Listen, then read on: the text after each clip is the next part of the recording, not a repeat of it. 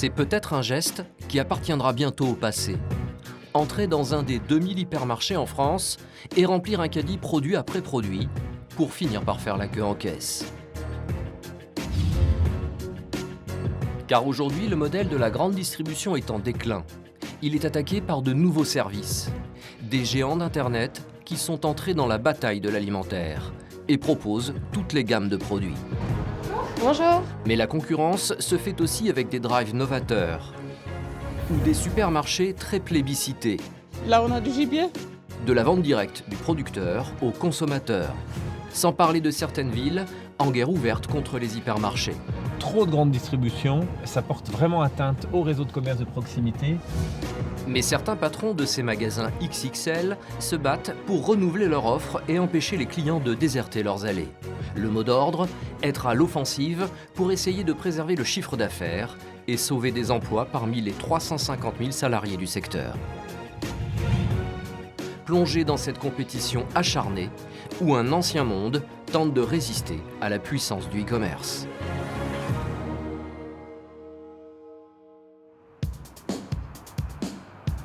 Templeuve-en-Pévèle, à 15 km au sud de Lille. Une petite ville tranquille de 6000 habitants. Avec pour pôle d'attraction ce centre commercial digne de celui d'une grande ville. À l'intérieur, un magasin de bijoux, d'optique, de parfumerie ou de parapharmacie. Mais surtout, un hypermarché gigantesque. 5250 mètres carrés de linéaire, 270 salariés. Vous voulez goûter la viande maturée Holstein? C'est excellent. C'est bon? Dans ce magasin, plus de 100 000 références. De la nourriture, mais aussi des produits du quotidien, comme de la vaisselle ou des aspirateurs. Un modèle qui vit peut-être ses dernières heures. C'est en tout cas ce que pense Thomas Pocher, le propriétaire de cet hypermarché. Bonjour. Depuis quelques années, avec la concurrence de l'e-commerce, certains de ces rayons ont déjà largement rétréci. Aujourd'hui, on a deux éléments de DVD. Le rayon DVD, il a déjà fait toute la longueur qui est là, et plus encore. Je ne peux que me souvenir, il y a même plus longtemps que ça, il y a 20 ans, des sorties de Titanic en DVD. On recevait des camions de cassettes, il y avait quelques DVD à l'époque. Voilà, c'est des rayons qui ont bougé. Et puis justement, c'est plus nous aujourd'hui qu'on attend sur la dernière sortie du film ou de la musique. Même constat au rayon des télévisions, qui s'est considérablement réduit. Là aussi, comment être référent sur un marché où des spécialistes sur Internet vous proposent tout au meilleur prix à la référence. Quand je propose un produit physiquement à un certain prix dans mon magasin, je facilite de beaucoup la comparaison pour le client. Et il y a forcément quelque part sur Internet quelqu'un qui est prêt à dumper complètement, à renoncer à sa marge pour proposer ce produit-là au client. Donc c'est très difficile après pour nous de justifier la qualité de service qu'on a. Le phénomène est le même au rayon électroménager ou encore sur les vêtements. Si bien qu'il devient très difficile pour un hypermarché de grande taille d'être aussi rentable qu'auparavant. Bonjour, ça va? Thomas Pocher a décidé de se recentrer sur le cœur du métier, l'alimentaire. Mais quoi qu'il en soit, son magasin est face à un problème de taille. Les habitudes d'achat changent et il attire de moins en moins de jeunes actifs dans son hypermarché. En fait, sa clientèle régulière a en moyenne 51 ans. Et puis vous voyez, c'est aussi une clientèle qui est un peu vieillissante et qui va aussi nous poser d'autres défis parce que c'est un point de vente qui est maîtrisé. Enfin, on le voit, tout le monde est à sa place, il y a du choix, il y a beaucoup de choses. N'empêche qu'il y a de moins en moins de nouveaux clients qui rentrent. Et notre défi de demain, c'est d'aller capter ces clients-là quand même. Pour les récupérer, Thomas Pocher n'est pas à court d'idées et prépare déjà l'avenir. Le centre de Lille est le théâtre d'une petite révolution dans le secteur de la grande distribution. Alors qu'habituellement les magasins Leclerc se situent plutôt en périphérie de ville, dans des grands hypermarchés, depuis près d'un an, une boutique de la marque s'est implantée ici. Cette innovation, c'est Thomas Pocher qui en est à l'origine. Et voilà, donc on y est.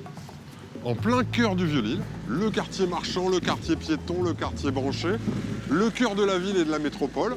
On a réussi à y retrouver assez facilement des emplacements, il y a beaucoup de dents creuses un peu partout, et à proposer un super service qui a déjà recruté 1500 clients en quelques semaines. Ce concept inédit est celui du drive piéton. Ici, pas de produits en libre service, mais des courses déjà prêtes, commandées sur Internet.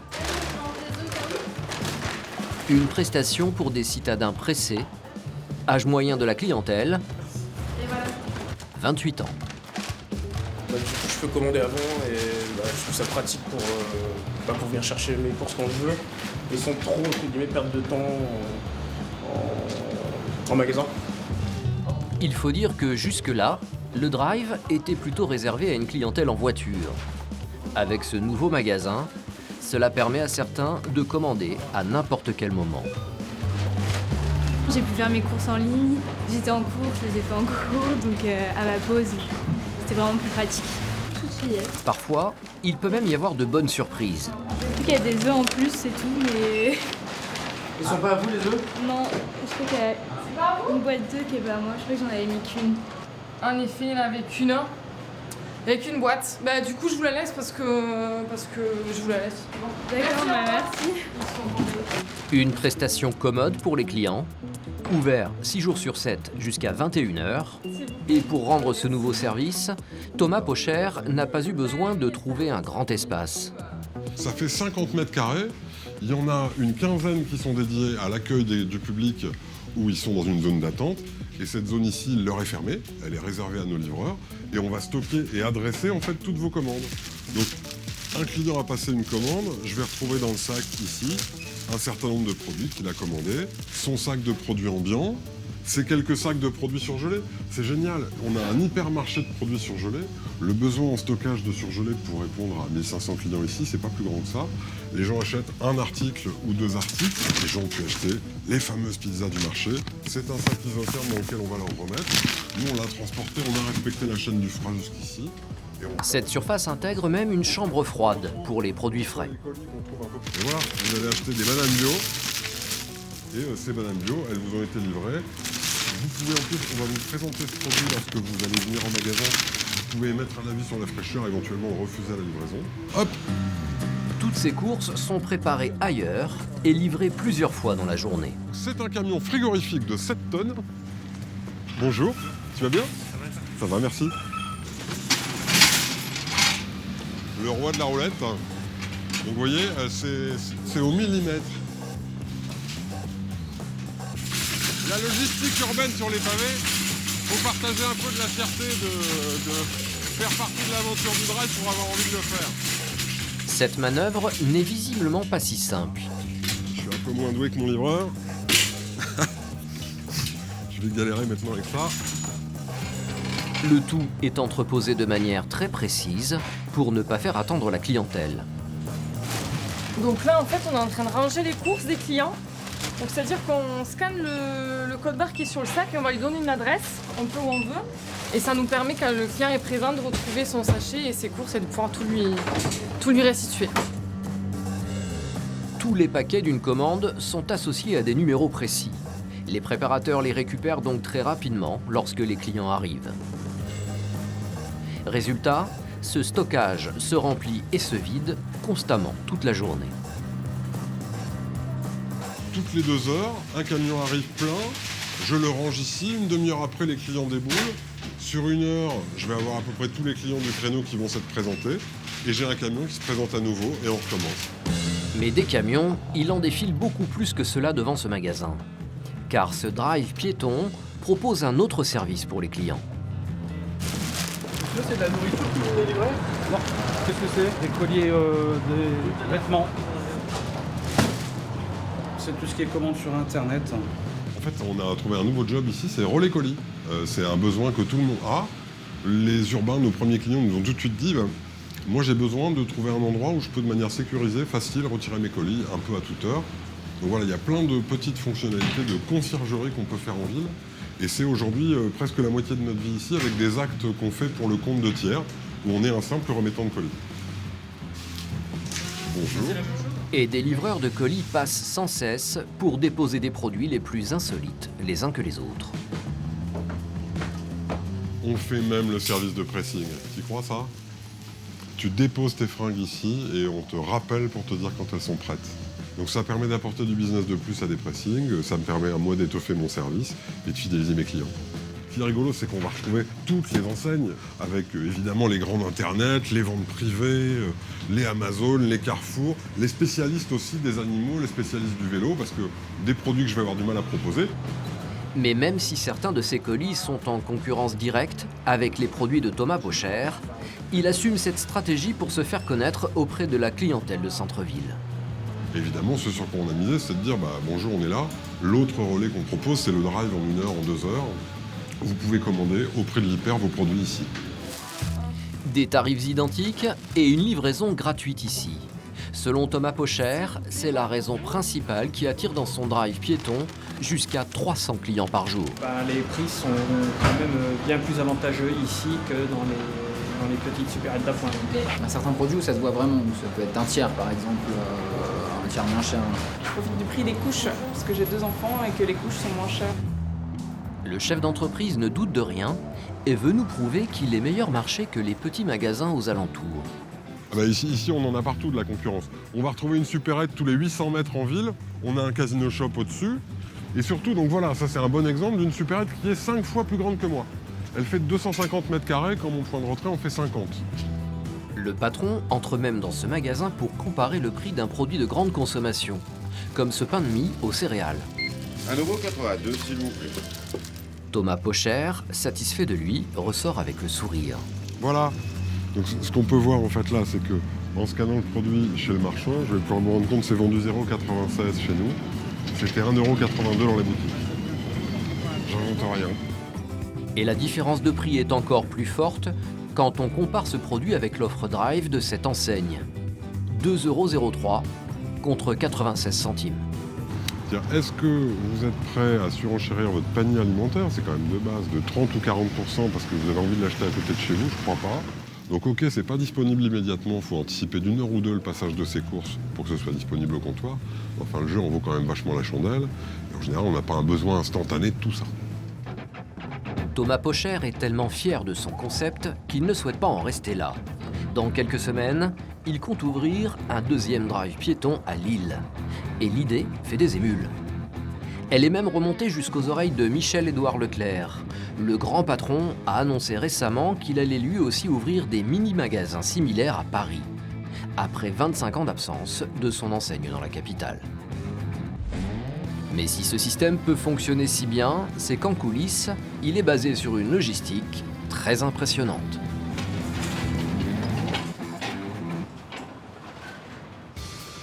Cela se passe à 15 minutes en voiture du centre de Lille, dans la zone industrielle de l'Équin.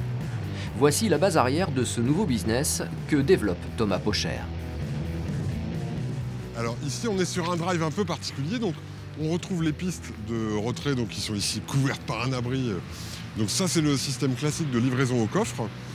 Et ici, c'est un site complet, c'est-à-dire qu'on prépare les courses sur place. Donc on voit derrière moi le quai d'arrivée des marchandises, on est livré comme un magasin classique. Et nos quais de départ avec nos propres camions et nos propres chauffeurs qui vont toutes les 2 heures livrer des points de retrait. Ce site alimente en outre ce drive classique où les clients viennent en voiture chercher leurs commandes. Et aussi un autre drive collé à l'hypermarché de Templeuve. Cette activité qui n'existait pas il y a quelques années a eu une croissance fulgurante. Voilà, donc je vous accueille dans un ensemble qui est en travaux. Parce qu'on a dû tout simplement faire face au doublement de l'activité sur les 5 dernières années. À l'intérieur, un gigantesque entrepôt, intitulé Drive Master. Ici, 70 personnes travaillent désormais, en majorité des préparateurs de commandes. Des méthodes et un lieu qui ressemblent à ceux d'un acteur du e-commerce. C'est un environnement de logistique. On voit souvent ce genre d'image avec plutôt des entrepôts de géants de l'Internet. Ici, on est des pecnos de province, mais on a monté le même type d'entrepôt. Tout est rationalisé. On a placé le curseur au même niveau que les géants d'Internet. Pour réussir ce pari, ici, toutes les préparations de commandes sont optimisées. Salut Margot, ça va? Ça va et toi? Nickel. Gauthier est l'un des responsables du site. Il gère toute la zone des produits secs. Et sa journée démarre toujours de la même façon. Gauthier, qu'est-ce que vous êtes en train de faire? Alors en fait là je suis en train de prendre une batterie pour que mon terminal, donc ceci, fonctionne. En fait le terminal c'est l'objet qui me permet de faire de la préparation de commandes, de livrer les clients. C'est l'outil indispensable au drive. Donc rien de plus simple, ça coulisse et on est parti. Sous sa responsabilité, une vingtaine de personnes Salut, je ferai ça. qui doivent suivre la cadence. Parce que combien de palettes ce matin? 3 palettes. L'objectif 6-7 palettes aujourd'hui. Nickel, Geoffrey. On va aller faire une petite préparation de commande aujourd'hui, ça marche. Donc je te laisse prendre ton chariot comme d'habitude. Et on est parti quoi. Tout est fait pour faciliter la tâche de Thomas, le préparateur. À commencer par les produits, rangés de manière à les trouver très facilement. Alors là, Thomas est en train de lancer une préparation de commande sur son terminal. Et son terminal lui indique l'aller en fait, s'organiser sur la forme d'ABCD. Alors en fait, chaque rayon correspond à une lettre. Et donc ce rayon est divisé en deux. Donc là, vous voyez de 1 à 10 et de l'autre côté, de 11 à 20. Et ensuite, l'étagère est divisée en niveaux. Donc le plus bas niveau, c'est le niveau 100. Le second, le 200. Le troisième, le 300. Et le quatrième, le 400. Tout est simplifié au maximum pour être le plus rentable possible. Et vous voyez, quand il le bip, on entend une sonnerie positive. Le système permet donc de s'y retrouver parmi 10 000 produits différents au rayon sec. Et aussi 2000 produits frais. Là, il était en F, il part en G. Le parcours emprunté ne doit rien au hasard. Automatiquement, la commande du client apparaît selon la disposition de l'entrepôt. Une préparation de commande se passe tout le temps vers l'avant pour gagner du temps, pour gagner de l'efficacité et de la productivité. Même si tout est rationalisé, Thomas, le préparateur, ne doit jamais ralentir sa course, car son efficacité est suivie à la loupe. Nous, on estime à 250 articles prélevés à l'heure. C'est notre productivité, notre cadence à tenir. Soit un article à récupérer toutes les 15 secondes. Et donc là, Thomas a fini sa préparation de commande. Et donc là, il la met sur le quai. Au final, c'est un travail où il faut être en bonne condition physique. Âge moyen des préparateurs, moins de 30 ans. Si vous n'avez pas l'occasion de faire beaucoup de sport en dehors du travail, au moins vous faites d'une pierre deux coups, travail, sport, et voilà, vous entretenez un petit peu, c'est petit plus. C'est un travail assez pénible. Je pense qu'on ne fait pas ça toute une vie. Globalement, on ne fait pas ça toute une vie. C'est pour ça qu'on a beaucoup de jeunes aussi. Ce site prépare chaque jour plus de 800 commandes pour alimenter plusieurs drives. Une mécanique bien huilée, mais ce jour-là, un événement va venir gripper cette machine. Une panne de courant. Un incident qui a immédiatement des répercussions au drive de l'hypermarché de Templeuve. Une situation de crise que va devoir gérer Alric Leclerc, le directeur des lieux. Bonjour Jessie. Bonjour, ça va? Ça va. Cette mauvaise surprise, il la découvre en faisant sa tournée dans tout le magasin. On va aller voir notre drive quand même. Bonjour, tu vas bien? Comme un jour sans courant. Ah génial. C'est pas nous, c'est le drive du Fretin qui est plus alimenté en courant. Donc là, ils ne savent plus préparer. Donc là, il te manque tout ça, c'est ce qui te manque. Mais il y a EDF qui a... Elodie n'a pas les commandes qu'elle doit remettre à ses clients, car elle ne reçoit plus de marchandises du Drive Master. Et qu'aujourd'hui, il n'y a plus de courant. Et sans courant, on n'est plus capable de préparer parce qu'on a besoin de toute l'informatique et de tout un tas de choses justement pour faire ces préparations. C'est le stress pour vous là? Alors là, effectivement, ce sont des situations qui sont un peu plus difficiles à gérer, donc on essaie d'appeler les clients, de les prévenir pour qu'ils ne se déplacent pas pour rien. Mais visiblement, tout le monde n'a pas eu l'information à temps, comme cette dame. Oui, donc on est désolé. Non, on n'a pas encore. Ouais, malheureusement. Exactement. Je suis désolé, madame. Alors je ne sais pas comment vous voulez qu'on fasse. Est-ce que vous préférez qu'on vous rembourse, qu'on décale l'heure de passage?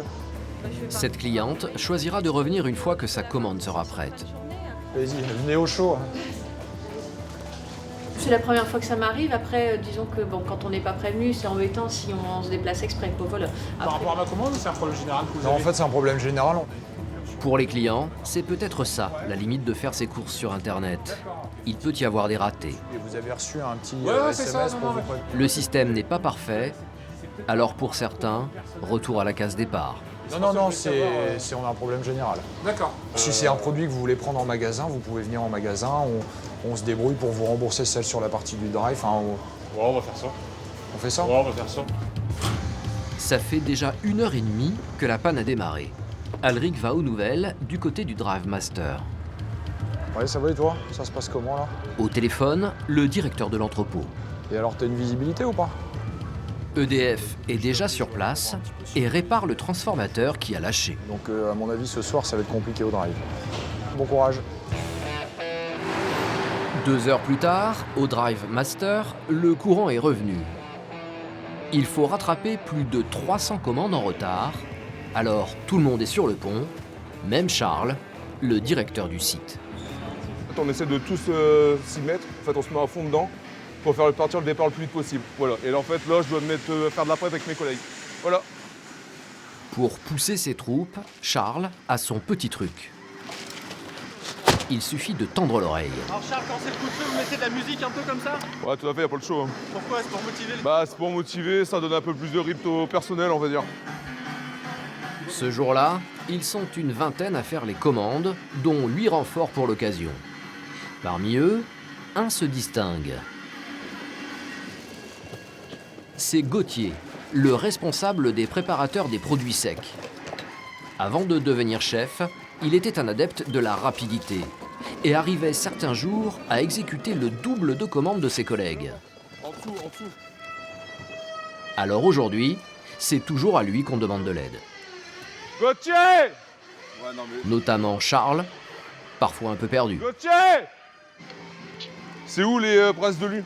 Tu peux lui donner les princes de Lu, s'il te plaît? Les princes de Lu. Gauthier retrouve les produits en un tour de main. Allez. Tiens, donne-moi ça, s'il te plaît. Et aide donc ses novices à toute vitesse. Ah, c'est bon, merci. Résultat, le premier camion peut partir très rapidement. 65 prep en 45 minutes. En 40 minutes, ouais, 40-45 minutes, là tout le monde s'est donné. On a pris toute l'équipe frais pour l'air ambiant. Là les camions ils sont prêts à être chargés. Et en fait là on a bien réussi. On a bien gazé, ouais. Comme quoi c'est pas une panne d'électricité qui nous arrête. C'est beau ça. Ce jour-là, il aura fallu seulement 3 heures pour revenir à la normale. Quoi qu'il en soit, la vente en ligne grâce à ce Drive Master est une vraie réussite pour Thomas Pocher. Car ce nouveau métier est plus profitable que de vendre à travers son hypermarché. C'est un système rentable parce qu'en fait, à faire fonctionner, il ne faut pas être grand clair pour comprendre qu'un magasin comme celui-ci, c'est chauffé comme un entrepôt, c'est éclairé comme un entrepôt, il n'y a pas de système de détection incendie extrêmement coûteux, il n'y a pas une vidéosurveillance poussée comme on peut l'avoir sur des sites d'hypermarché. Donc tous ces facteurs font beaucoup baisser les frais de fonctionnement.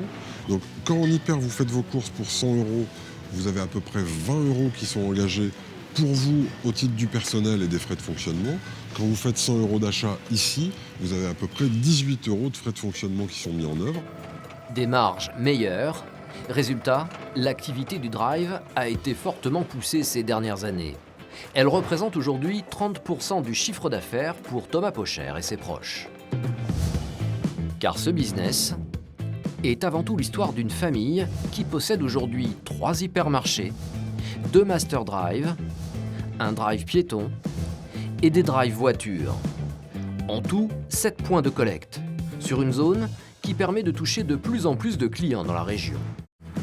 Le commerce et la grande distribution, Thomas Pocher et son frère baignent dedans depuis toujours, grâce à leurs parents. C'est que moi, salut. Ça va? Bien. Et vous? La forme? Voilà, le premier magasin, c'était ça. C'était juste ce petit bâtiment qui avait une trentaine de mètres de façade. Il y avait 6 caisses. Bernard et Martine ont créé l'hypermarché de Templeuve en 1990. À l'époque, c'était une course. Il fallait se battre pour être le premier à ouvrir son hypermarché sur une zone. Et les magasins n'avaient rien à voir avec ceux d'aujourd'hui. C'était plutôt des hangars qui ressemblent à l'entrepôt logistique Drive aujourd'hui. On avait aligné rapidement des gondoles et posé quelques palettes de produits. Il suffit de regarder ce genre de choses pour voir que c'était quand même des quasi-hangars. C'est ça, c'est ça. avec de la lumière, du petit carrelage au sol, et ouais, c'est ça, un truc fonctionnel, quoi. Ouais. Voilà, on était déjà d'ailleurs dans le Hard, et c'est même écrit. Le prix. Hein. Le couple a fait fructifier l'affaire. Si l'année dernière, le magasin de Templeuve a fait 75 millions d'euros de chiffre d'affaires, au tout début, il en faisait 30 fois moins. Et alors, le rayon boucherie, c'est quand même le panacée, ça. Avec la boulangerie, le point de cuisson d'ailleurs. Dans les années 90, Thomas faisait des études de commerce à l'EDEC. A priori, il n'avait pas le souhait de se lancer dans la grande distribution, contrairement à David, son frère. De façon très rapide, David nous a rejoints. Thomas paraissait un peu distant par rapport à notre entreprise, avec un petit œil assez critique de jeunes étudiants de grandes écoles. Et puis très rapidement, quand même, il a souhaité nous rejoindre. Finalement, c'est assez extraordinaire pour nous, qui n'avions pas de gros moyens financiers au départ. Faire un tel chemin et se retrouver aujourd'hui avec des fils qui portent les choses et bientôt des petits-enfants qui vont peut-être intégrer cette entreprise. Ma fille, qui a 18 ans, elle est intégrée dans le magasin de Lille en alternance parce que c'est un métier qu'elle adore. La relève est là. À 70 ans, Bernard et Martine ont pris du recul sur les affaires pour profiter de la vie. Ce qui ne les empêche pas de toujours garder un œil sur leur bébé. Forcément, on est attentif à tout ce qui se passe, bien sûr. Bien sûr. De toute façon, tous les matins au petit-déj, Bernard regarde les chiffres, il fait le tour des trucs et il dit « Ah ben, là c'est bien, mais là c'est pas terrible. Hein. Donc, je vais faire un petit mail, ou voilà, c'est comme ça. » Le couple passe d'autant plus facilement la main à leur fils qu'ils ne se sentent plus aussi à l'aise avec l'évolution de leur métier vers le drive. Je trouve que c'est très très sympa, mais je ne me pense pas capable d'accompagner le digital. Je crois que ma génération n'a pas connu ça. Aujourd'hui, effectivement, ce sont des gens qui sont, comme Thomas et David, très tournés vers le digital, qui comprennent bien tout ça. C'est Thomas qui passe l'essentiel de son temps à développer ce nouveau business du drive. Mais pour autant, la famille ne renonce pas au métier de l'hypermarché, bien au contraire. Pour accompagner les changements qui permettent de contrer la concurrence du e-commerce, la direction du magasin de Templeuve a été confiée il y a 8 ans à Alric Leclerc. Bon bah super, il y a du monde ce matin. Oui. Ça décale un peu. Hier, comme il a neigé toute l'après-midi, forcément les gens sont pas venus. Donc le chiffre n'est pas terrible hier. Et aujourd'hui, il neige plus, il ne gèle plus et il fait beau. Avant d'intégrer cet hypermarché, Alric ne connaissait pas le monde de la grande distribution. Mais si Thomas lui a fait confiance, c'est parce qu'ils ont fait tous les deux la même école de commerce à Lille. Salut Alric. Et bah bonne journée. Salut. Mais depuis, le directeur s'est bien rattrapé. Bonjour Justine. Bonjour Alric. Comment tu vas? Ça va et toi? Bah nickel. Ce matin, t'as un beau rayon. Merci. Voilà, c'était un petit peu plus dur il y a 2-3 jours, mais là tout est récupéré. Constamment, Alric sillonne le magasin. Jusqu'à 15 km de marche les plus grosses journées pour traquer le moindre défaut. À commencer par la sécurité de la clientèle. Surveillez bien le parking, parce qu'il a encore neigé hier, il gèle. Donc faut pas hésiter, si jamais tu vois que c'est un peu juste, tu presses ça en préventif. Ok? Bonjour Laura. Alric fait tout pour chouchouter ses clients et ne pas les voir basculer vers le e-commerce. Alors, pour qu'ils continuent à faire leurs courses dans les allées de l'hypermarché, le directeur doit toujours leur apporter de la nouveauté pour améliorer le service. Notamment à la fin des commissions, au moment du passage en caisse. Ici, dans ce magasin, il y a plusieurs possibilités. Bonjour. Alric propose d'abord le passage habituel par les hôtesses, car pour certains habitués, c'est plus convivial. Plein de clients vont dans le magasin, prennent des produits en libre service et le seul contact qu'ils vont avoir, c'est justement le passage en caisse. Donc c'est bien aussi d'avoir quelqu'un qui vous accompagne, qui vous aide. On a aussi des personnes âgées qui aiment venir à une hôtesse de caisse bien précise parce que c'est une habitude et que ça leur plaît. Mais pour beaucoup d'autres clients, la queue et l'attente en caisse, c'est ce qu'on appelle un irritant. Alors pour essayer de le faire disparaître, le magasin a trouvé une solution ultra high-tech.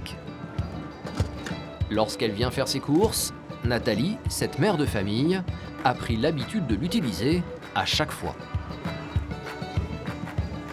Alors Nathalie, qu'est-ce que vous faites exactement là? Alors là, je vais prendre le scan puisque je viens faire mes courses. Allez. Armée de son scanner, Nathalie se lance à l'assaut des rayons, prête à dégainer cette sorte de pistolet à tout instant. Hop. Voilà, donc là, j'ai bipé. On voit que le pain de mie s'affiche. 1,28 €. Voilà, hop. Donc on met directement dans ces sacs, ce qui évite après une remanipulation. Voilà. Hop. Un système ingénieux qui est censé faire gagner du temps et éviter le passage final en caisse.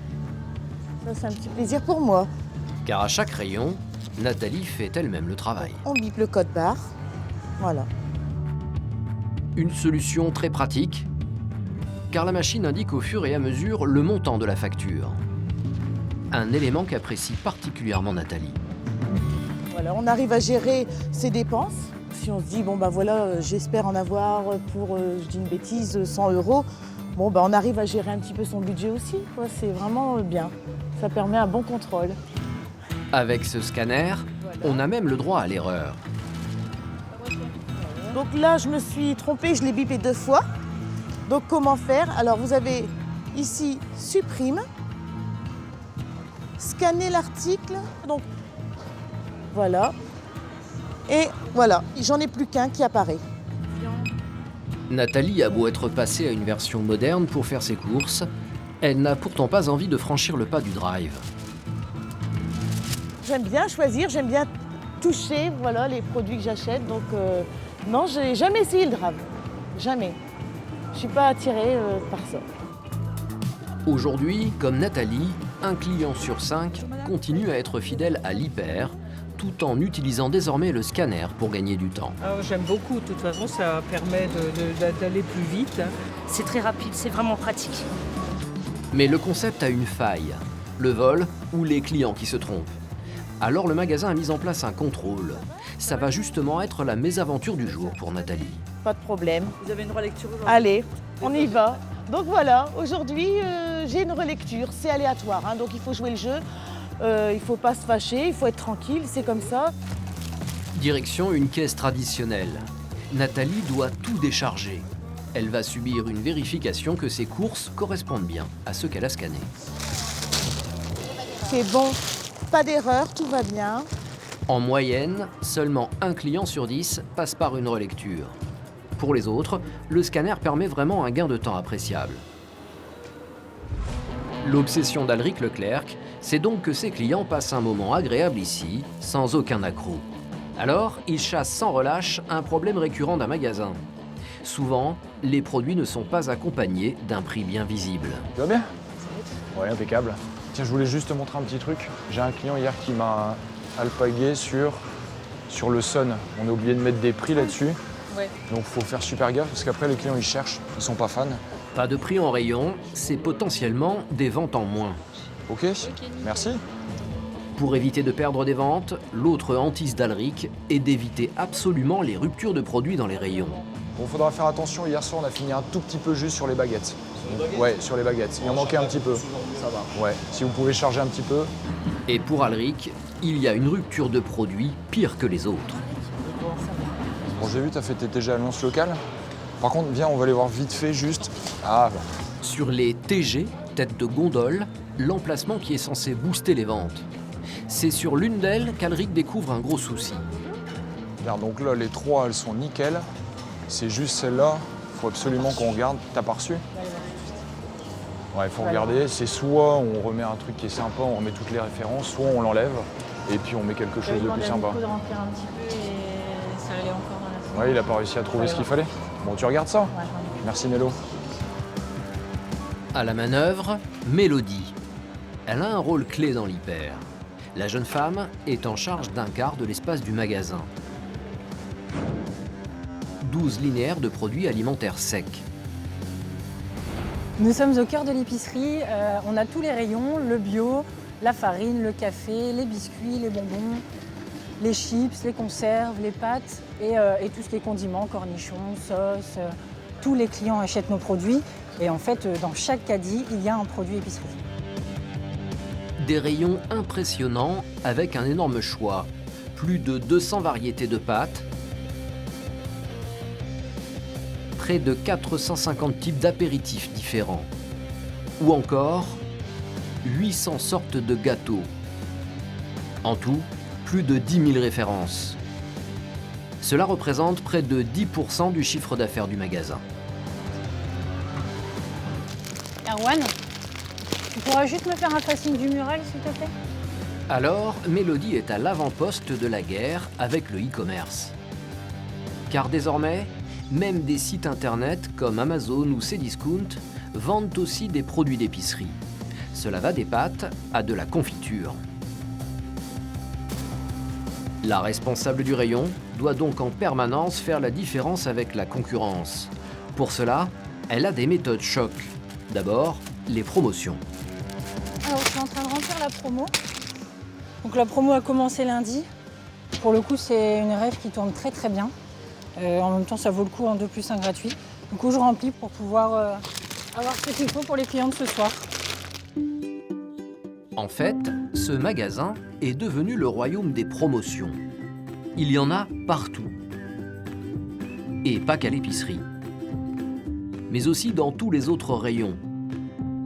De quoi toujours séduire les clients en hypermarché, avec des offres toujours plus spectaculaires. C'est 30% la remise dessus? Oui, c'est 30%. Et beaucoup de clients viennent En plus des promos, Mélodie organise régulièrement des animations pour faire goûter des produits comme ces chocolats. Donc là, elle est là depuis ce matin, elle a déjà vendu une dizaine de boîtes. Si j'avais mis juste les box, j'en aurais vendu une boîte. Donc en fait, sur Amazon, vous n'avez pas l'animation. Donc il n'y a personne qui va vous faire goûter le produit, on va pas le mettre en valeur. C'est sur un site, il n'y a rien de... Voilà, on l'achète parce qu'on sait qu'on doit l'acheter, c'est sur la liste de courses, etc. Ici, nous, on va donner envie aux clients. C'est bête, mais sur cette tête de gondole qui est juste là, les clients vont venir acheter des pâtes. Bah voilà, on a fait une petite mise en avant sur les sauces bolognaises. On se dit que les clients vont se dire, ah bah tiens, oui, il me fallait justement un pot de sauce tomate, donc en fait, ils vont acheter le pot de sauce tomate qui va avec. Des ventes additionnelles pour le magasin et une façon de faire découvrir des produits aux clients curieux. Mais les mises en avant, ça ne marche pas à tous les coups. Mélodie a eu une mauvaise expérience avec cette tête de gondole. Alors par exemple, en fait, ici, on vend des tuiles. Là, on les utilise en tête de gondole alors que c'est un produit qui se vend très très bien. En fait, on s'est rendu compte qu'on n'avait pas besoin de les avoir ici parce qu'en fait, on ne va pas attirer le client à acheter des tuiles. Du coup, on s'est dit qu'on allait les remettre dans le rayon. Mais avant cela, elle doit l'annoncer à Pierre, le commercial, qui représente toutes les marques de tuiles qui sont sur cette tête de gondole. Le magasin met ainsi en avant les produits pendant 2 semaines, et là, il devait rester encore quelques jours. Moi, je voulais les intégrer à ce niveau-là.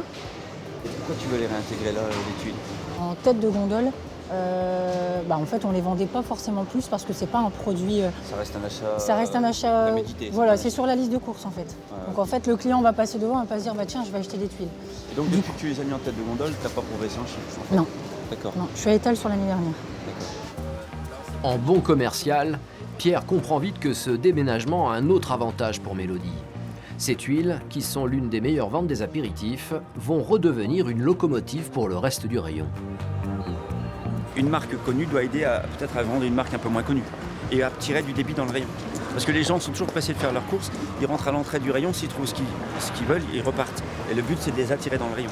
Les tuiles peuvent se retrouver en plein milieu du rayon. Les clients mangent des tuiles et viendront les chercher dans le rayon. Ils vont dire « Ah bah tiens, j'avais pas vu ça, j'ai pas encore goûté, pourquoi je prendrais pas ça ?» Voilà, c'est ça, l'achat d'impulsion.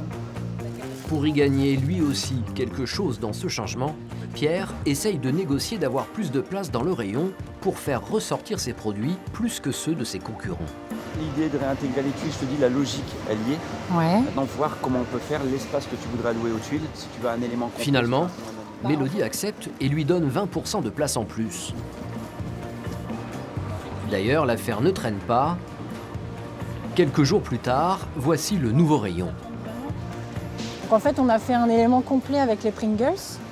On devrait vraiment voir une différence parce que du coup, des produits comme ça, avant, on avait par exemple ça de place et maintenant, on est beaucoup plus étalé. Donc ça va éviter les ruptures et ça va donner envie aux clients d'acheter ce produit.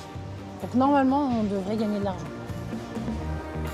Quant à la tête de gondole, Mélodie s'est orientée vers des produits que les clients ne pensent pas à acheter à tous les coups. Et à la place, on a sorti tout ce qui est saucisses cocktail, les petits toasts pour aller avec la tapenade, Les saucisses, on a mis la moutarde à côté pour donner envie aux clients d'acheter de la moutarde pour tremper la saucisse. Les petites tomates séchées avec les grisinis, enfin voilà. Et pour le coup, on l'a testé toute la semaine et c'est une tête de gondole qui tourne plutôt bien. Tête de gondole et rayons optimisés, dégustation de produits ou promotion. C'est avec toutes ces techniques que le coin épicerie arrive encore à tirer son épingle du jeu vis-à-vis des acteurs d'Internet. Dans le magasin, le rayon qui était jusque-là le plus à l'abri de la concurrence du e-commerce, c'était celui des fruits et légumes. Mais désormais, Internet s'est attaqué à ce secteur de l'ultra frais. Alors, cet espace doit redoubler d'efforts pour continuer à attirer la clientèle dans l'hypermarché. À sa tête ce jour-là, Guillaume, 24 ans. Julien, je te laisse finir la tête de gondole, il reste un collier et demi à mettre. Il connaît le magasin par cœur et pour cause, il y travaillait déjà il y a 4 ans en alternance avec ses études de commerce et comptabilité. Et il a gardé le réflexe des nombres. Il vérifie tous les matins le chiffre d'affaires de la veille. Ça permet de surveiller les ventes et d'ajuster nos commandes pour le lendemain. Et donc pour les fruits et légumes en particulier. Ici, nous avons les 8 900 € de chiffre d'affaires qu'on a réalisé sur la journée d'hier. Ici, c'était notre objectif, donc on voit qu'on l'a dépassé de 800 € par rapport à l'année dernière. On est en progression de plus 5%. Si Guillaume s'en sort aussi bien, c'est qu'il utilise plein d'astuces pour pousser ses clients à acheter plus. Comme des animations de saison. Par exemple, on a celle-ci, on est sur le Nouvel An chinois. Donc on a essayé de mettre en avant tout ce qui est fruits exotiques, comme le ramboutan ou le mangoustan. On essaye toujours de rajouter un petit peu de couleur, d'originalité à nos têtes de gondole, de manière à toujours attirer le client. Et donc on essaie de provoquer de la vente additionnelle, non seulement grâce aux têtes de gondole, au visuel, mais aussi grâce aux dégustations qu'on va proposer par la suite. Des dégustations de fruits proposées bien en évidence au milieu du rayon. Si vous voulez, là, il y en a encore une autre en dégustation, c'est les israéliennes. Et quand les clients goûtent, généralement, cela marche très bien. Ici, c'est les hordes d'Israël. Alors, prendre un petit peu. Ce rayon marche aussi bien car il fonctionne comme un petit primeur. On est loin de l'image impersonnelle de la grande distribution. Ici, ce sont des salariés qui pèsent les achats et facilitent la vie de la clientèle. S'il vous plaît, madame. C'est pas moi. Oh, pardon, excusez-moi. S'il vous plaît. Voici. Pardon. Est-ce que c'est agréable d'avoir quelqu'un qui vous conseille, qui vous pèse? Très agréable même. Très agréable. C'est pour ça que c'est vous mieux. ici? Oui. On essaye de se distinguer des autres et de faire une entreprise familiale. Voilà. Familial ici, voilà. Parce qu'ils sont très gentils. Ouais. Vraiment, c'est le mot d'ordre de la direction, faire en sorte que le client se sente bien et ait envie de revenir dans le magasin. Pour faire plaisir à une certaine clientèle prête à mettre plus d'argent pour manger sain, l'Hyper s'est mis au bio. Donc le produit star du rayon bio, c'est vraiment la pomme pâte de loup, très parfumée. Mais ce rayon bio est plus là pour satisfaire quelques-uns que pour booster les ventes, car il ne représente que 5% du chiffre d'affaires des fruits et légumes. C'est une politique de la direction qui veut vraiment développer le bio car il attire une partie des clients qui va acheter d'autres produits du magasin. De ce fait-là, on est obligé de proposer une gamme bio de manière à ne pas perdre ses clients qui pourraient partir ailleurs. Le magasin se plie en 4, mais il n'a pas le choix. Aujourd'hui, il doit faire face à une nouvelle concurrence en matière de primeurs qui fait fureur auprès des consommateurs. En effet, avec les différents scandales sanitaires qui ont eu lieu depuis une vingtaine d'années, de plus en plus de Français ont perdu confiance dans les produits vendus par les grandes surfaces. Ils veulent désormais plus de traçabilité et manger plus sainement. Du producteur au consommateur, c'est justement le credo d'un modèle insolite de supermarché en vente directe.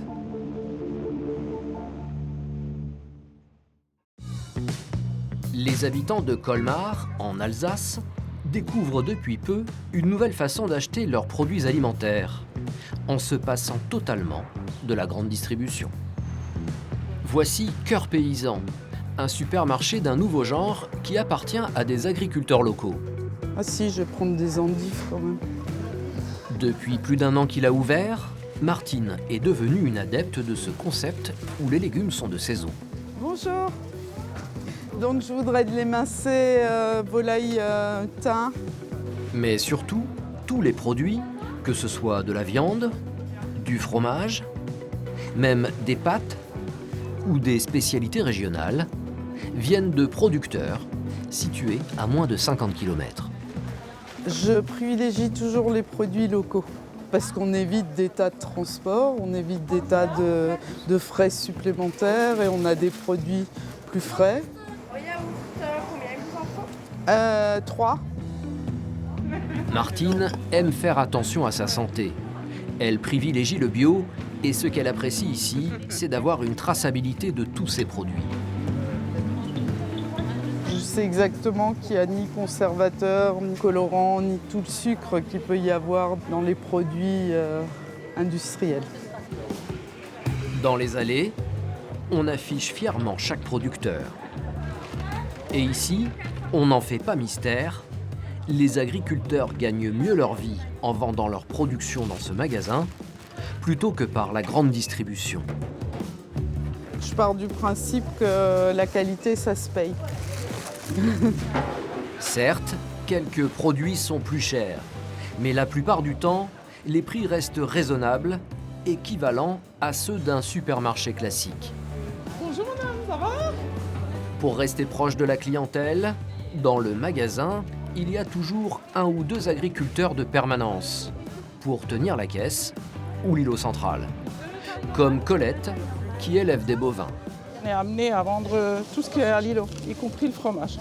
Cela fait partie Voilà, bon week-end madame, merci, au revoir. du charme du magasin. L'ambiance est marrante, etc. De pouvoir discuter, d'avoir les agriculteurs vraiment en direct. Donc ça, c'est vraiment une partie intéressante. Cette permanence existe depuis la création de Cœur Paysan. Tout démarre par un constat. Rien ne va plus entre la grande distribution et les paysans. Ces derniers, victimes de la guerre des prix, n'arrivent pas à vivre convenablement de leurs exploitations. En France, en moyenne, 1/3 des agriculteurs gagnent moins de 400 € par mois. Alors, certains ont décidé de réagir. En 2016, 30 agriculteurs de la région s'associent. Ils rachètent ce magasin où se trouvait avant un Lidl. Le petit groupe investit 100 000 € et emprunte 450 000 € supplémentaires pour construire ce supermarché paysan de 450 mètres carrés. Le magasin ouvre fin 2016. Pour faire tourner la boutique, ils engagent un ancien de la grande distribution. Pascal Théroux est venu avec toutes les ficelles du métier. L'idée d'avoir des caddies pour que les clients puissent faire plus d'achats qu'avec un cabas, c'est lui. Ou fidéliser la clientèle avec une carte, c'est encore lui. Pour 1 € d'achat, vous avez 1 point et pour 500 points, vous avez une remise de 10 €. Voilà. Pour séduire les clients dans son magasin, l'obsession du directeur, c'est qu'ils ne perdent pas de temps, surtout dans les queues à l'îlot central. Est-ce qu'il y en a une qui peut prendre le relais juste vite fait? Oui. Service? Ouais, à l'îlot, merci. Donc là, je fais intervenir une personne pour qu'il y ait plus de rapidité de service et ça sera un argument contre, on va dire, la grande distribution où souvent on attend un peu partout. Et là, moi, mon principe, c'est de ne pas faire attendre. Tu sers la dame ou... Non. Voilà. Bon, allez, bon après-midi. Aujourd'hui, Pascal travaille pour les producteurs, alors qu'avant, cet ancien négociateur pour une centrale d'achat leur menait la vie dure. Une sorte de rédemption pour lui. Avant, j'avais plus des impératifs d'objectifs, de chiffre d'affaires, de résultats. Aujourd'hui, mon objectif, c'est juste d'essayer de permettre à des producteurs de vivre de leur exploitation et de leurs produits. Ce magasin a effectivement transformé la vie de certains agriculteurs, comme celle d'Aurélien Guyillon. À 20 minutes de Colmar, en pleine nature, dans la forêt de Fréland. Voilà, c'est calme, pas une abeille dehors. Aurélien est apiculteur. Il possède plus de 200 ruches. Donc ça, ce sont des sacs de nourriture qu'on donne, c'est du miel. Donc voilà, l'essentiel à cette saison, c'est être sûr qu'elles peuvent traverser encore la fin de l'hiver et qu'elles aient suffisamment de nourriture. Aurélien a démarré cette activité depuis peu, seulement 3 ans, car il a complètement changé de vie. J'étais conseiller en communication pour une agence de communication spécialisée dans l'hôtellerie-restauration. Et je suis apiculteur depuis une dizaine d'années, à titre personnel. À 40 ans, il quitte son travail pour sa passion. Cœur paysan, cela a été une aubaine pour lui. Car non seulement il vend son miel à bon prix, mais il a réussi à augmenter ses ventes, passant l'année dernière de 5 à 6 tonnes de marchandises écoulées. Il y a la moitié de ma production qui part chez Cœur Paysan, donc ça m'évite d'avoir à prospecter, d'avoir plusieurs points de livraison. Là, c'est à côté, et puis ça m'évite de passer par de la grande distribution, par exemple, pour avoir écoulé mes produits. Je préfère que mes produits soient dans un magasin de producteurs. 1 à 2 fois par semaine, Aurélien se rend en magasin. Comme tous les autres producteurs, c'est à lui de s'occuper de l'approvisionnement de son stand. Il n'en reste plus trop, donc il est temps de venir faire l'appoint. L'apiculteur a d'ailleurs tout intérêt à avoir son rayon rempli de marchandises. Ça, c'est des règles de la grande distribution que notre cher directeur nous fait comprendre, ce qui est cohérent. Les gens préfèrent avoir plus de produits, ça les attire plus. C'est comme ça. Avant de repartir, Aurélien a encore une mission. Alors là, on va enregistrer. Très importante pour lui. Ce qu'on rentre, pour les stocks. Ici, c'est tous les produits que j'ai en vente chez Cœur Paysan. Donc là, il y a 5 cartons de 15, ça fait 75 pots de miel de lavande. Et il y a 28 pots de miel de sapin en 500 grammes. En tout, sa marchandise sera revendue pour un montant de 878 €. Voilà. Je récupère ce montant-là, moins 23% qui vont rester pour le fonctionnement du magasin. Pascal, Aurélien, bonne journée. Ciao, au plaisir. C'est grâce à cette vente directe, sans intermédiaire, et où le magasin prend une petite commission, beaucoup moins élevée qu'un hypermarché, que les agriculteurs gagnent mieux leur vie. Ils peuvent ainsi vendre leurs produits jusqu'à 2 fois plus cher que par un circuit classique de grande distribution. Comme par exemple ce lait, commercialisé ici, mais aussi dans des hypermarchés. La ferme le vend habituellement 45 centimes du litre aux industriels. C'est beaucoup moins que ce qu'ils gagnent ici. Donc, alors, ce lait, c'est déjà du lait bio. Donc pour la ferme Chalandos, il le vend aux clients à 1,40. C'est le bon prix que lui déjà a élaboré tout seul. Donc il a fait son calcul. 1,40 moins 23%, ça va être son prix de vente à lui. Et c'est ce qui va normalement devoir lui permettre d'avoir on va dire, un revenu décent de son exploitation. Cœur paysan, un concept gagnant pour le producteur et gagnant pour le consommateur qui a accès toute l'année à des produits plus frais. Résultat, le magasin est déjà bénéficiaire en réussissant à attirer plus de 1500 clients par semaine. Il existe à peine une dizaine de supermarchés de ce genre partout en France. Mais aujourd'hui, ce type d'initiative qui rémunère mieux les producteurs est récupéré également par la grande distribution pour tenter de redorer son image. Toutes les enseignes s'y mettent. Les magasins U promettent de consommer local et soutenir les entreprises françaises. Intermarché a créé la marque « Les éleveurs vous disent merci » où, par exemple, la moitié du prix du lait revient aux agriculteurs.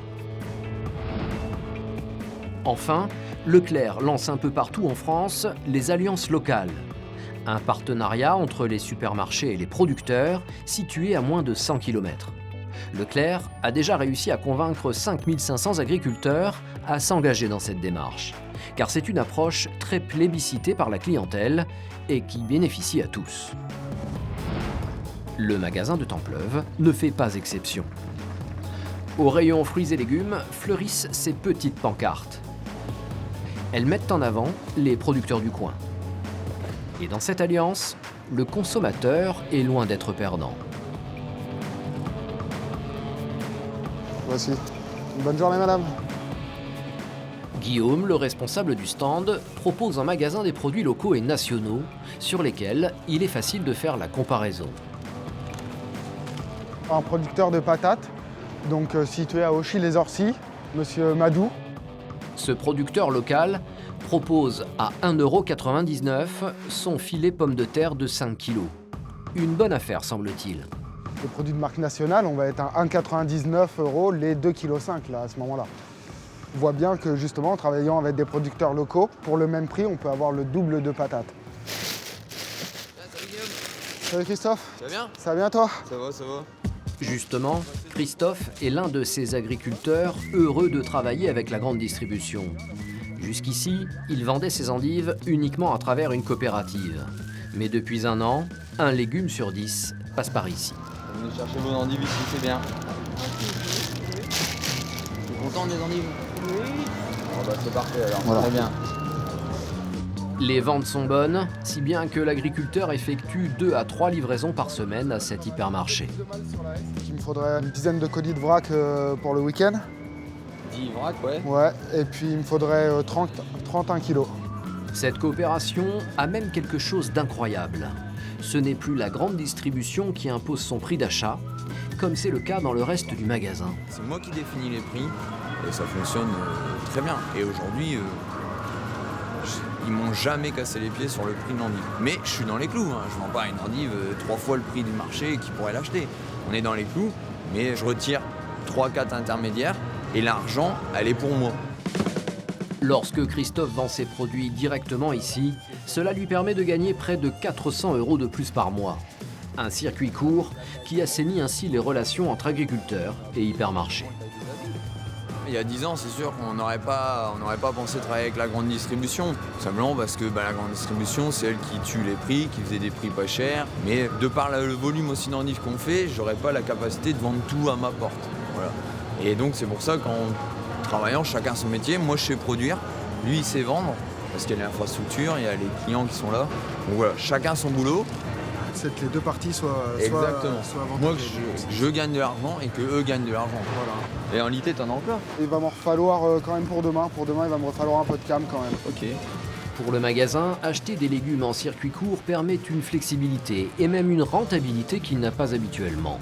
Ça nous apporte énormément d'avantages. On peut être livré du jour pour le lendemain, vraiment se faire dépanner du matin pour l'après-midi en cas de besoin, vraiment si c'est vraiment nécessaire. Tandis que si on le prenait par la centrale, c'est quelque chose qui a été commandé chez un autre grossiste, ensuite chez le producteur. Le produit a déjà 3 ou 4 jours d'emballage quand il arrive à notre magasin. De ce fait-là, on va pouvoir le garder 1 ou 2 journées, mais derrière, il va commencer à dépérir. Tandis que celui-ci, on va pouvoir le conserver 4 à 5 jours tout de suite. Une façon d'éviter beaucoup de pertes et de ne pas empiéter sur les marges du rayon. Ok, bon, on fait comme ça Guillaume. Ouais, ça marche. Allez. Christophe, bon après-midi, à demain. Salut, à bientôt. Salut. Pour continuer d'attirer des clients en magasin tout en contrant le e-commerce, cela fait déjà longtemps que Thomas Pocher, le propriétaire de l'Hyper, s'est engagé dans le local. Bonjour. Bonjour, ça va? Salut, ça va? Impeccable. Aujourd'hui, il reçoit chez lui 53 producteurs de lait, de viande, de légumes, comme Christophe qui propose ses endives ici. Bonjour. Bonjour, vous allez bien? Ça va bien? Salut Jacques. Ça va bien? Avec eux, il a créé en 2011 une association pour promouvoir leurs produits. Elle s'appelle les Alliances en Or et regroupe non seulement des agriculteurs, mais aussi des fabricants de produits régionaux, comme des gaufres du Nord ou de la bière. 4 fois par an, Thomas Pocher organise ses réunions pour faire le point. C'est important qu'on se voit, qu'on se connaisse, qu'on puisse se parler. Toute cette vie-là, je trouve ça important de pouvoir se dire, je suis pas, entre guillemets, je fais pas des affaires avec la grande surface locale, je fais des affaires avec ce mec. Parce que je le connais, et ça c'est important pour moi d'incarner ça et de pas fuir là-dedans. Et moi-même, pas dire non plus, ah bah mais je suis obligé, je suis un hypermarché. Non, je suis pas obligé de mal me comporter et je peux très bien trouver des solutions où on ménage un peu le tout. Merci à tous d'être présents. Donc bienvenue à Templeuf comme d'habitude. Vous avez aussi des équipes commerciales en direct, c'est le moment de régler vos fréquences et aussi de nous dire ce qui peut poser problème ou coincer pour le développement de nos business respectifs. Pour développer leur partenariat, cela passe de plus en plus par une communication 2.0 sur les réseaux sociaux du magasin. Comme ici, où on fait la promotion pendant les fêtes des producteurs locaux. Ou encore, ces journées où 26 agriculteurs sont venus proposer eux-mêmes leurs produits. Des événements qui se renouvellent plusieurs fois par an. tout est bon pour faire parler de ce circuit court auprès de la clientèle. Donc voilà, on est sur du contenu très visuel. On mettra les vidéos qui ont été réalisées dans vos structures. N'hésitez pas, si vous avez des actus aussi, à nous transmettre pour qu'on relaie sur nos réseaux sociaux. Pour augmenter les ventes des produits locaux, l'enseigne a fait depuis quelques mois un énorme effort, notamment sur le Drive. Sur l'application qui permet de commander, les alliances locales ont désormais une belle visibilité en plein milieu de la page d'ouverture. On a aujourd'hui à peu près 180 références en ligne, alors que l'année dernière on avait presque rien. La nouveauté aussi, c'est que chaque produit est identifié aujourd'hui avec le petit logo Alliance Locale. Là, ça marche au niveau du visuel, c'est pas mal. On voudrait qu'il y ait une opération par an dans tous les drives où on mette en avant la production locale. Aujourd'hui, Thomas Pocher achète pour 1 million d'euros de marchandises auprès des producteurs locaux. Il espère doubler ses ventes sur ce marché d'ici 5 ans. Ce jour-là, un événement est en train de se passer du côté de la boulangerie. Une transformation unique en France. Pour la première fois dans un hypermarché, tout le pain est passé au bio. Une nouvelle qui n'a pas échappé aux clients.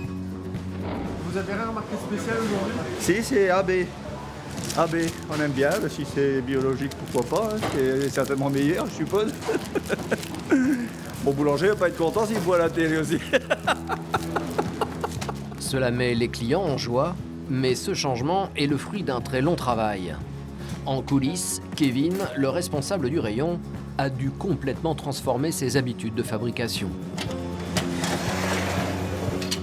Donc là, j'ai fait la baguette pévelloise, ce qui ressemble un petit peu à de la baguette de tradition. Le bio, c'est complètement différent du pain blanc de grande distribution. C'est des techniques, c'est des repos, c'est des rabats, c'est plus technique. Mais le bio, cela ne s'improvise pas. Kevin collabore depuis près d'1 an avec Frédéric Zuxek. Ce spécialiste de la boulangerie fournit le supermarché en ingrédients. Et il défend bec et ongle la qualité du pain ici. Pain grande distribution ou pain artisanal, aujourd'hui, détrompez-vous, en grande distribution, les boulangers font du pain artisanal. Aujourd'hui, derrière, vous avez des labos. Dans ce fournil, Frédéric a aidé Kevin à élaborer des produits bio uniques, dont le goût et l'aspect ne ressemblent pas à ceux de la concurrence. Plusieurs essais ont été nécessaires pour trouver les bonnes formules, car du pain, c'est avant tout une alchimie entre plusieurs ingrédients. Et ben là, je suis en train justement de préparer mon pain de campagne bio, en pesant ma farine. Et ensuite, je vais y incorporer mon levain de seigle avec un petit peu de malt torréfié. Avec aussi du sel, de la levure et de l'eau.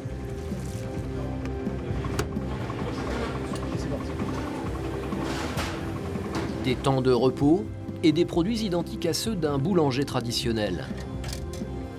Notamment pour la matière première la plus importante du pain, la farine. On reconnaît une belle farine, là elle a été moins écrasée que du conventionnel, elle est de meilleure qualité. Là on est sur une farine bio et qui est sans pesticides, sans enzymes, sans correcteurs, donc forcément c'est meilleur pour la clientèle. Pour faire découvrir leur nouveau pain, le magasin les propose en dégustation. Donc là ici, c'est le céréal. Vous avez le levain et vous avez celle aux céréales. Le févellois et le multigraine. Croustillante et tout, c'est bon. C'est excellent. C'est excellent? C'est appréciable et ça sort de l'ordinaire, je veux dire. Il est bon? Oh bah merci, très bon, merci. Les clients en raffolent malgré un prix un peu plus élevé. Le premier jour, les ventes ont augmenté de 10% dans ce rayon. Un pari lancé par Thomas Pocher qui semble déjà réussi. Moi, ce qui va compter, c'est que je fidélise davantage mes clients et qu'ils se disent ce magasin, il bosse pour moi, il bosse avec des producteurs locaux, il bosse sa production de bio pour qu'ils continuent à me fréquenter. Sinon, la différence entre moi et un site internet, ça ne changera pas grand-chose. Donc l'idée, c'est qu'on puisse incarner ça en disant nous, on a envie de vous recevoir, on a envie que ce soit qualitatif, que vous ne perdiez pas de temps et que vous trouviez facilement le produit que vous attendez. Pour aller encore plus loin, Thomas Pocher compte bientôt passer son rayon de viennoiserie en bio. Et pour les réfractaires des produits naturels et qui cherchent le prix le plus bas, il a pensé à tout. il garde une baguette premier prix à 30 centimes d'euros. Celle-ci n'est pas fabriquée sur place, mais seulement décongelée et cuite ici.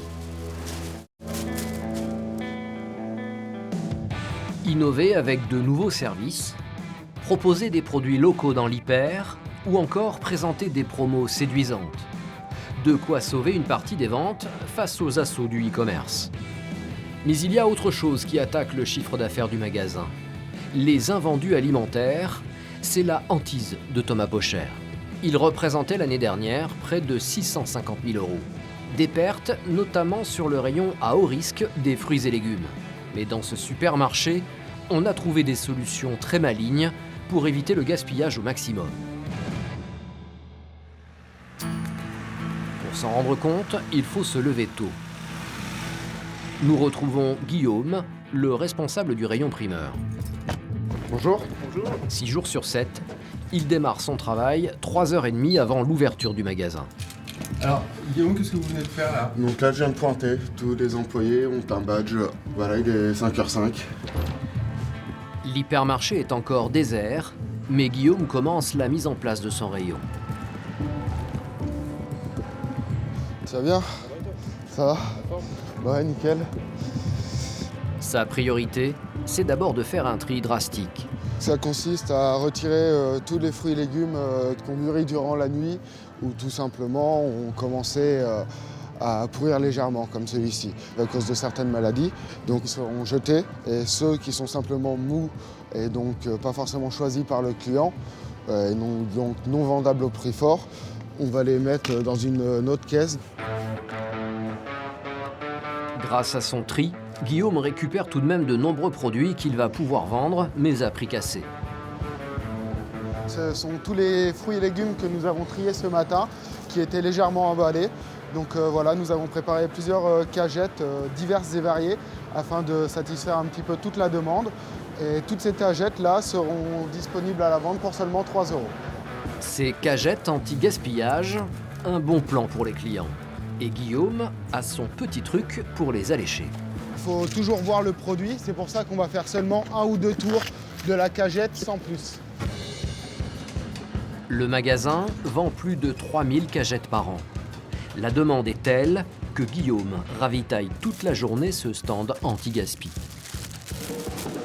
Donc maintenant, afin que la caisse soit le plus vendeur possible, on va essayer de varier les produits qu'il y a à l'intérieur. Donc on a mis un peu d'orange classique. Ici, on va mettre un petit peu d'orange sanguine. On va mettre un petit peu quelques clémentines qui étaient abîmées. Les pommes également qui étaient abîmées. C'est une super affaire pour le client. Et nous, ça nous permet de regagner un petit peu de marge perdue. Cette fois-ci, cette cagette n'aura même pas le temps d'atterrir sur son stand, interceptée par une cliente. Vous êtes intéressé? Oui. Je vous l'emballe tout de suite, madame. Quand on additionne le prix de la pomme, le prix des oranges, ça fait un peu plus quand même. Donc c'est intéressant. Voilà, tout le monde y trouve son comble. Voilà. Merci. Bonne journée, madame. Mais les fruits et légumes en fin de vie sont très nombreux dans ce rayon. Alors, pour ne pas les perdre, le magasin a mis en place un nouveau système ingénieux de recyclage. C'est le cas ce matin avec ses poivrons. Coucou. Oui. Ça va? Est-ce que tu as des trucs pour moi? J'ai récupéré ça ce matin. Des poivrons? Je découpe, ouais. Ok, ça marche. Donc voilà, je te les laisse. Ok, merci. C'est Gaël qui est chargé de cette mission. En fait, quand ils sont un petit peu abîmés légèrement, donc toujours comestibles, on les jette pas. Et puis voilà. Cette fois-ci, les poivrons ne vont pas partir dans une cagette anti-gaspi. Direction les coulisses du magasin. La jeune femme va les récupérer car ils sont encore en partie utilisables. Donc, du coup, on coupe ici, on garde le maximum. En fait, s'il y a une petite partie d'abîmée, on l'enlève. Le reste est toujours très bien, en fait.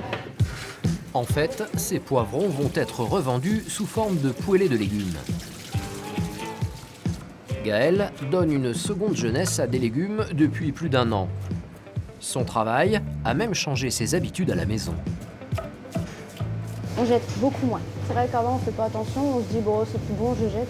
En fait, non, on fait plus attention. On trie et voilà. Alors là, je vais prendre des petits oignons rouges et un peu de persil pour égayer la petite barquette. Et 400 grammes à peu près. Voilà. Pour emballer rapidement ces barquettes sous plastique, Gaëlle a une petite astuce. Elle se déplace dans un autre rayon, du côté de la boucherie. Alors à la base, je prends celle de mes collègues. Donc sinon, moi, je peux les faire manuellement, mais comme on en fait beaucoup par jour, ça perd trop de temps. Donc là, c'est un gain de temps aussi pour moi et ça me permet d'en faire beaucoup plus. Parce que le client demande beaucoup. L'atelier sort ainsi 300 barquettes de légumes par semaine. La petite étiquette atelier fraîche découpe. Voilà, c'est emballé, maintenant le rayon. Seulement quelques minutes de main-d'œuvre qui permettent non seulement de récupérer des légumes abîmés, mais surtout de vendre ce produit 50% plus cher que les légumes entiers. Alors ici, on a une barquette d'environ 400 grammes pour 2 €. C'est un bon prix, c'est déjà tout fait. Donc on a juste à prendre, c'est un gain de temps pour le client. Et dans ce rayon, il y a d'autres produits recyclés. Ici, c'est également de la fraîche découpe. Quand on a des barquettes avec des champignons un peu trop noircis ou autres, on garde ceux qui sont encore bons. Ici, on fait des petits plateaux apéritifs. Donc on coupe les carottes, on garde les parties toujours bonnes en fait. Pareil, céleri, concombre. On fait également la même chose pour les fruits. Même principe de récupération pour les ananas ou les salades de fruits. Le magasin vend près de 300 barquettes comme celle-ci par semaine. Un véritable succès. Voilà, les clients, quand il n'y en a pas, ça va pas. Il en faut tout le temps. Tout le temps, tout le temps, tout le temps. Grâce à tous ces systèmes anti-gaspillage, Thomas Pocher a pu récupérer 20% de la marchandise qu'il jetait auparavant. Cette idée, le patron l'a eue car il avait un problème avec la vente d'un de ses fruits, les ananas, que les clients trouvent souvent difficiles à découper. Thomas Pocher n'arrivait à en vendre que 50 par semaine, jusqu'au jour où il a fait venir un vendeur spécialisé. Quand le mec vient faire une animation où il découpe les ananas comme ça avec une petite machine qui est très simple finalement, c'est mécanique, il va être capable de vendre 250 ou 300 boîtes sur la journée. Donc de passer plusieurs palettes d'ananas alors que moi j'y arrivais pas. Donc c'est là où on s'est dit pourquoi pas proposer ce produit tous les jours. J'ai X fois plus de clients qui achètent l'ananas comme ça frais parce qu'il est sorti de chez moi et que ça qui vont trouver le vrai goût de l'ananas que des gens qui m'achèteraient des ananas entiers qui sont exposés là-bas. Ironie de l'histoire, la demande pour ces barquettes est tellement forte que les fruits et légumes abîmés ne suffisent plus. Ils doivent être régulièrement complétés par des produits neufs. Mais toute la marchandise vieillissante ne passe pas par le rayon découpe ou les cagettes anti-gaspi. Il y a donc des pertes. Donc là maintenant on va aller emmener tout ça donc à la poubelle, ce qui n'a pas pu être récupéré. Plusieurs fois dans la journée, quelle que soit la météo, Guillaume se débarrasse des denrées invendables à l'arrière du magasin. Au niveau des fruits et légumes, ça doit être environ 20 kilos au jour d'aujourd'hui maintenant. Et Guillaume n'est pas le seul à remplir ses bacs. Tous les rayons sont concernés. Si bien que chaque jour, le magasin jette ainsi 310 kilos de produits alimentaires, ce qui représente 30% des invendus. Voilà, tout ce que vous voyez là, c'est 3 fois moins qu'il y a 10 ans, car il y a 10 ans, c'était 100% de notre casse qui était jeté. Au jour d'aujourd'hui, c'est 50% qui est récupéré et mis en don, et 20% retravaillé en caisse anti-gaspillage, comme on l'a vu juste avant. Ainsi, la majorité des produits en fin de vie vont être donnés. Mais vous allez voir que cette démarche qui semble philanthropique n'est pas complètement désintéressée. Donc nous nous trouvons en zone de don, donc on voit tout ce qui va être donné ce matin à une association. Tout ce qui part de cette palette jusqu'au fond là-bas, tout va être donné aux dons associations. Tous ces dons sont en fait obligatoires depuis février 2016 grâce à la loi anti-gaspillage. Bonjour. Ça va Dorothée ? Ça va, je viens chercher les papiers pour les dons. Chaque produit alimentaire cédé est minutieusement répertorié car l'hypermarché a été incité fiscalement à faire ces donations. Ce document va pouvoir être transmis aux impôts, qui va pouvoir attribuer une déduction d'impôt au magasin étant d'une valeur de 65% du prix d'achat du produit. Les dons permettent donc à l'hypermarché de récupérer plusieurs dizaines de milliers d'euros en crédit d'impôt. Ils sont donc très importants pour le magasin. mais aussi pour de nombreuses associations caritatives. Bonjour. Bonjour. Vous allez bien? Et toi? Ça va très bien, merci. Bonjour. On va se mettre au bureau, on va remplir les papiers tout de suite. On va tout signer. Le magasin travaille essentiellement avec 3 associations. Les Restaurants du Cœur, le Secours Populaire et ce jour-là, la Croix-Rouge. Donc on va mettre les tampons. Hop. Le récapitulatif de ce qui va être donné doit être contresigné par l'association. Je vais vous laisser signer votre partie, puis les documents qui sont pour moi. Donc les 3 sacs de boulangerie, ici. On va avoir les 2 palettes de fruits et légumes qui vont se trouver là. Le caddie de la boulangerie-pâtisserie qui va être ici. En fait, des dons, le magasin de Thomas Pocher en fait depuis plusieurs années, bien avant que cela ne soit une obligation. C'est un pionnier en la matière. Pour nous, c'est un gros donateur. C'est un des premiers, je pense, qui n'a pas attendu la loi pour donner les dons, ça fait bien, pour éviter de mettre à la poubelle. 5 ans sûr. Au départ, c'était très peu et de plus en plus, ça s'est développé. Au départ, c'était que les produits frais. Après, on a eu le pain. Après, on a eu les légumes, la pâtisserie. Enfin, et finalement, on a tout ce qu'il y a dans le... Je vais dire pratiquement tout ce qu'il y a dans le magasin. Une bonne journée, à la prochaine. Bonne journée, à la prochaine. Au revoir. Et du courage, il en faut. Pendant 1 heure, Christine, Philippe et Jean-Pierre vont charger leur camionnette avec près d'1 tonne de marchandises. De quoi aider une 50aine de personnes en difficulté. Sous la neige. C'est le nord. On est bien obligé. Je ne peux pas empêcher la neige de tomber ou la pluie. Même quand il gèle, on est toujours là, nous. Cela fait déjà 28 ans que Christine, ancienne dessinatrice industrielle, et son mari Philippe, ancien commercial, sont bénévoles pour la Croix-Rouge. Moi, je ne sais pas voir un enfant malheureux. Quand vous voyez des petits gosses qui viennent, on leur donne de la brioche, ils ont leurs petits yeux, c'est plus des yeux, c'est des étoiles. Moi, c'est le plus beau cadeau qu'on peut me faire. Toutes ces marchandises seront redistribuées dans la journée. Ces dons alimentaires sont primordiaux pour la Croix-Rouge. Ils représentent 70% de ce qu'ils reçoivent pour aider des familles dans le besoin. Depuis la création des hyper, il y a 55 ans, c'est une course effrénée entre les grandes enseignes pour se développer partout en France. Même encore aujourd'hui, malgré le déclin du secteur, car il faut absolument marquer son territoire. Mais désormais, des municipalités se rebellent contre ces temples de la consommation. Certaines sont même parties en guerre pour ne pas voir un de ces magasins gigantesques s'implanter dans leur ville. C'est le cas en Bourgogne. Tournus, 6300 habitants. Ici, le centre-ville souffre déjà de la concurrence des supermarchés du coin. Les petites boutiques fermées ne trouvent pas forcément de repreneurs. Dans cette ville, il y a 17% de commerces vides, presque le double de la moyenne nationale. Alors, en 2016, quand le projet d'installation d'un hypermarché a vu le jour ici, un vent de contestation a soufflé sur la ville. Avec le maire au cœur de cette bataille. Tiens, Nicolas. Bonjour. Maître. Le credo de Bertrand Vaux, c'est de préserver au maximum son centre-ville. Ce jour-là, avec les petits commerçants de Tournus, il essaye de trouver des solutions pour attirer les habitants autour de leur boutique. Je crois qu'il faut une attraction, peut-être place de l'hôtel de ville. Par exemple, une installation d'une patinoire. Et dans les endroits où ça se fait, ça attire énormément de monde. S'il est aussi sensibilisé par la question, c'est que Bertrand Vaux était encore il y a peu pharmacien. Il a été élu maire, un peu par hasard, quelques mois auparavant. Il y a 1 an, vous m'auriez posé la question, je vous aurais dit, la politique, non, ça ne m'intéresse pas du tout. J'ai ma vie tranquille, mon travail, ma famille, des enfants petits. J'ai pas le temps de m'occuper de ça. En effet, ce sont les projets de la précédente municipalité qui l'ont alerté. Elle voulait accueillir un hypermarché en périphérie de la ville, en lui donnant un permis de construire, l'élément essentiel pour une implantation. C'est ce champ qui devait être remplacé par un projet gigantesque.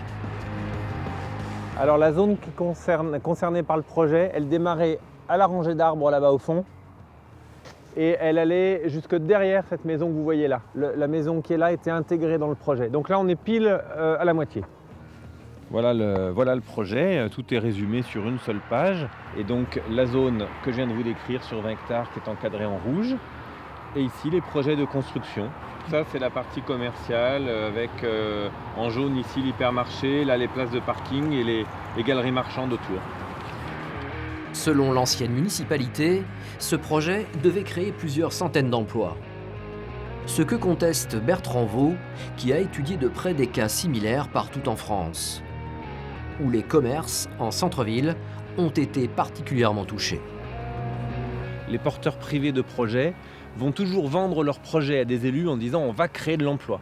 Pour un emploi créé dans des grandes zones commerciales comme ça, on en détruit entre 3 et 5 en direct et en indirect dans les autres réseaux de distribution.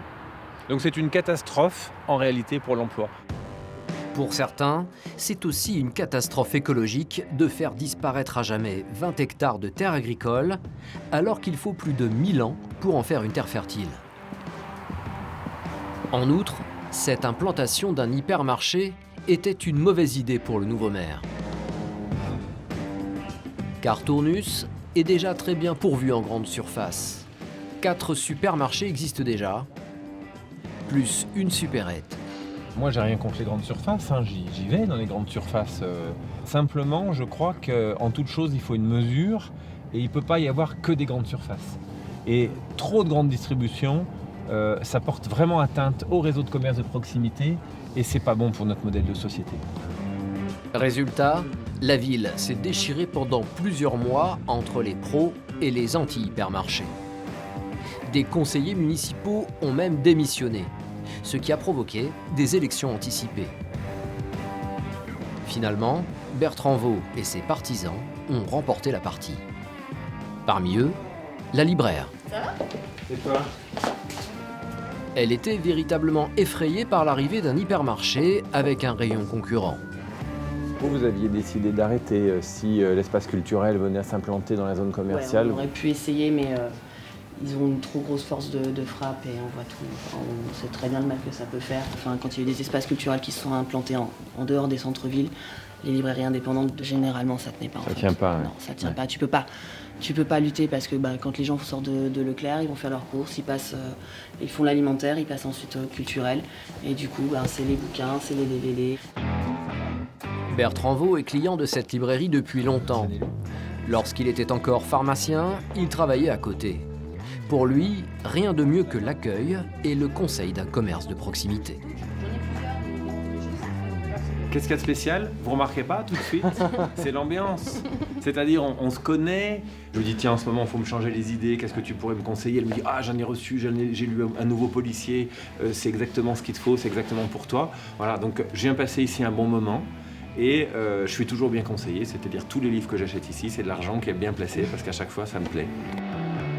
Depuis l'abandon du projet du centre commercial, le centre-ville retrouve des couleurs. Des magasins s'installent à nouveau, comme cette bijouterie. Est-ce que vous auriez ouvert votre bijouterie si le Leclerc avait ouvert? Ça aurait été trop grand risque personnel aussi, et familial. Et je pense qu'on prenait le risque à Tournus de perdre nos 2 bijouteries. C'est-à-dire que voilà, il n'y aurait pas eu de repreneur. Voilà. Si on avait eu la zone commerciale, vous avez vu, la librairie fermait, les bijouteries n'auraient pas trouvé de repreneur. C'était vraiment une ville morte. Malgré tout, en France l'année dernière, près de 120 000 mètres carrés de grandes surfaces ont été construites, soit 25 hyper. Mais les mairies comme Tournus ne sont peut-être plus seules à combattre ces implantations. Le Sénat étudie la possibilité de demander au gouvernement de limiter le nombre d'hypermarchés dans l'Hexagone. Du côté de Templeuve-en-Pévèle, l'hypermarché n'est pas implanté en périphérie, mais bien au centre-ville. Ici, il n'y a pas de conflit avec la municipalité. Bien au contraire, Thomas Pocher cultive le gagnant-gagnant. C'est d'ailleurs ce qui va se passer bientôt. Le patron vient de recevoir une autorisation de s'agrandir. Car il y a un problème à l'arrière du magasin, où les livraisons de marchandises pour l'hypermarché et son drive, victime de son succès, se marchent un peu sur les pieds. On ne connaissait pas il y a 5 ou 6 ans le potentiel de l'activité. Aujourd'hui, une journée comme aujourd'hui, on va faire à peu près 400 livraisons sur la journée. C'est un peu exigu, ça croise des flux avec mes propres livraisons. Donc je vais aller de l'autre côté du parking, là-bas. J'ai fait l'acquisition des quelques maisons dont on voit dépasser le toit et je vais reconstruire un bâtiment sur ce parking. Mais Thomas Pocher va profiter de ce projet immobilier pour innover encore une fois, grâce à son énorme parking de 650 places qui est très pratique. Il va non seulement implanter un nouveau drive, mais aussi 2 autres activités très demandées dans la ville autour de la santé. Voici les plans du futur bâtiment. Un petit bout sur le drive, un autre petit bout sur une pharmacie, et au milieu, en fait, tout un plateau de bureaux, infirmiers, médecins, on a parlé de laboratoire d'analyse, on peut parler de radiologie, on peut parler de différentes spécialités. Nous, ce qu'on veut, c'est proposer un plateau parce qu'il y a une vraie clientèle sur la zone. Les clients se seniorisent, a priori, ils fréquentent aussi de plus en plus les pôles médicaux comme cela. Devenons un pôle médical pour vous faciliter la vie et effectivement se trouver sur votre chemin pour vos courses, pour retirer des achats que vous avez réalisés sur Internet et demain pour honorer un rendez-vous avec un praticien, avec un spécialiste. Le patron est un malin, car il sait qu'une nouvelle activité comme celle-ci pourrait lui permettre de garder une partie de sa clientèle. Aujourd'hui, moi, mon ambition, c'est de me dire, grâce à ça, je crée une raison supplémentaire de trafic sur mon site. Si je pose demain ce pôle médical à côté de chez moi, peut-être que dans quelques années, c'est lui qui m'apportera le supplément de trafic qui me permettra d'exploiter toujours aussi correctement le magasin. Pour survivre et se distinguer, Thomas Pocher sait qu'il faut sans cesse réinventer le modèle de l'hypermarché, car il n'a pas le choix. Selon les prévisions du secteur, d'ici 2 ans, la moitié des ventes de produits de grande consommation aura basculé sur l'e-commerce, et notamment le drive.